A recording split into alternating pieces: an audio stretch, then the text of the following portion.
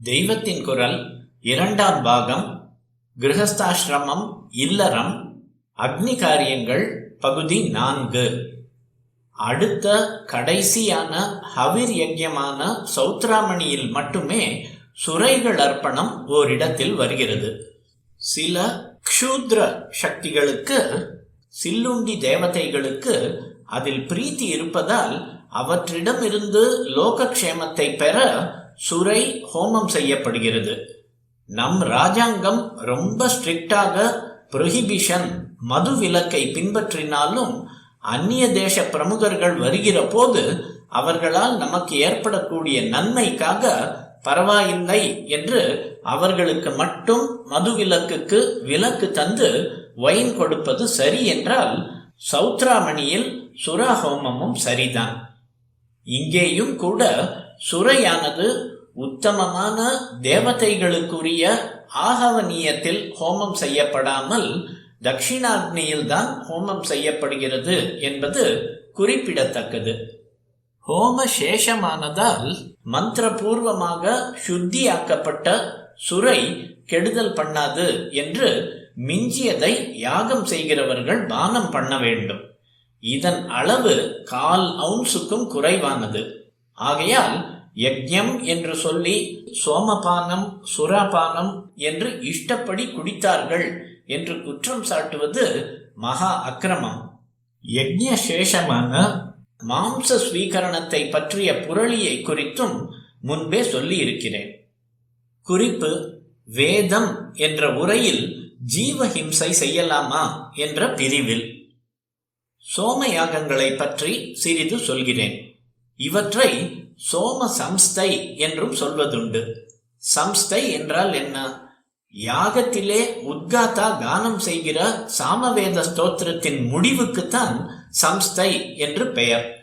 தேவதா பரமாக உள்ள எல்லாவற்றையுமே ஸ்தோத்திரம் என்று பொதுவில் சொன்னாலும் வைதிக வழக்குப்படி ரிக்வேதத்தில் உள்ள ஸ்தோத்திரங்களுக்கு சஸ்திரம் என்றே பெயர்.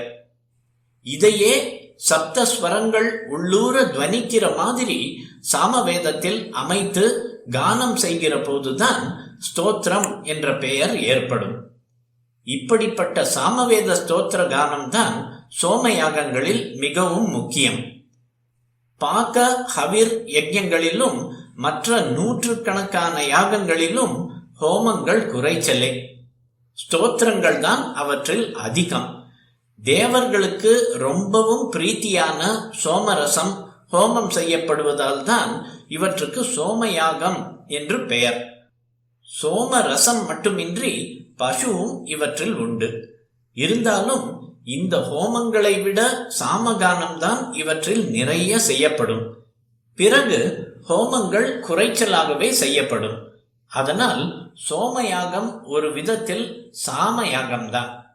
இந்த சாமகானம் ரொம்பவும் பரவசமூட்டுவதாக இருக்கும். ஒரு வித்வான் ஆலாபனை பண்ணிக்கொண்டே போய் தாரஸ்தாயி பஞ்சமத்தை பிடித்தவுடன் ரசிகர்களுக்கு உற்சாகம் உச்சிக்கு போய்விடுகிற மாதிரி சாமகானமான ஸ்தோத்திரங்களின் முடிவான சம்ஸ்தை வருகிற போது யஜ்ஞ பூமியில் கூடியிருப்பவர்களுக்கு அப்படியே தேவலோகமே வந்து இறங்கிவிட்டார் போல் ஆனந்தம் கரை புரண்டு போகும். அதனால் தான் சோம யஜ்ஞத்துக்கே சோம சம்ஸ்தை என்று பெயர் ஏற்பட்டுவிட்டது.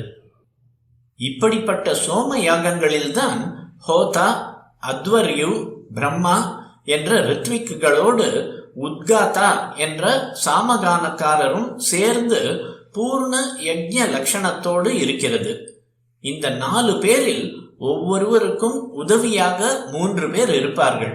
ஆக அத்வர்யு கணத்தில் 4, ஹோதா கணத்தில் 4, உத்காதா கணத்தில் 4, பிரம்மா கணத்தில் 4 என்பதாக சோமயாகங்கள் ஒவ்வொன்றிலும் 16 ரித்விக்குகள் இருப்பார்கள். சப்த சோம யஜ்யங்களில் முதலாவதான அக்னிஷ்டோமமே பிரகிருதி. மற்ற 6ம் அதன் விக்ருதிகள். அத்யக்னிஷ்டோமம், உக்தியம், ஷோடசி, வாஜபேயம், அதிராத்திரம், அப்தோர்யாமம் என்பன அவற்றின் பெயர். இவற்றில் வாஜபேயத்தை வெகு விசேஷமாக கருதி செய்வது வழக்கம். வாஜபேய யாகம் முடித்து எஜமானன் ஸ்நானம் செய்து வருகையில் யஜ்ஞ முடிவில் செய்வதற்கு அவபிருத ஸ்நானம் என்று பெயர். அவருக்கு ராஜாவே ஸ்வேத சத்திரம் வெண்பட்டு குடை பிடிப்பான். அவ்வளவு பெருமை இதற்கு. வாஜம் என்றால் அன்னம், பேயம் என்றால் பானம். அன்ன பானாதிகளை, அதாவது நல்ல தானிய செழிப்பையும் நீர் வளத்தையும் லோகத்தில் ஏற்படுத்தி தருவதால் இதற்கு இப்படி பெயர். இன்னொரு விதத்திலும் இந்த பெயர் பொருந்துகிறது. இந்த யாகத்தில் சோமரச ஹோமம், பசு ஹோமம், 23 பசுக்கள், இவற்றோடு வாஜ அன்ன ஹோமமும் உண்டு. அது ஆன பின்பு சேஷான்னத்தால், மிகுதியுள்ள அன்னத்தால் எஜமானனுக்கு அபிஷேகம் செய்வார்கள். இதை இந்த யஜ்ஞத்திலேயே சிறப்பான அம்சமாக நினைப்பதுண்டு.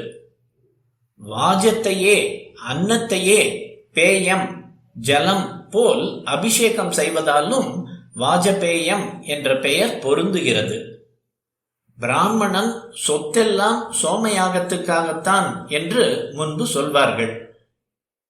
திரவியங்களுக்கு ஓரளவும் பண்ணி வைக்கிற ரித்விக்குகளுக்கு தட்சிணையாக நிறையவும் செலவிட வேண்டும்.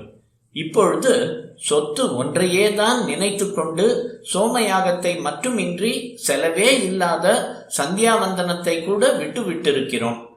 40-50 வருஷங்களுக்கு முந்தி கூட நம்பூதிரிகளில் 10 குடும்பத்தில் 1 வீதமாவது சோமயாகம் நடந்து வந்தது. அவர்களில் மூத்தவன்தான் சோமயாகம் செய்யலாம் என்று இருந்ததால் அவனுக்குத்தான் சொத்துரிமையும் இருந்தது. வசந்தே வசந்தே என்று சொல்லி இருப்பதால் தரித்திரர்களாக உள்ள பிராமணர்களும் கூட யாச்சகம் வாங்கியாவது வருஷா வருஷம் சோமயாகம் பண்ணி பிரதி வசந்த சோமயாஜிகள் என்று பெயர் வாங்கிய ஒரு காலமும் இருந்தது. மற்ற சோமயாகங்களை பண்ணாவிட்டாலும் இவற்றில் முதலாவதான ஜோதிஷ்டோமம் எனப்படும் அக்னிஷ்டோமத்தையாவது பண்ணினால் லோகத்தில் வைதிக ஸ்ரீ பிரகாசிக்க தொடங்கும்.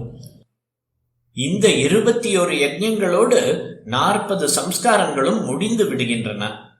குறிப்பு: இப்பகுதியில் உள்ள விஷயங்கள் பல கும்பகோணம் ஸ்ரீ லக்ஷ்மிகாந்த சர்மா தம்பதியரும் அக்னிஹோத்திரம் ராமானுஜ தாத்தாச்சாரியாரும் விளக்கி வைத்தவை.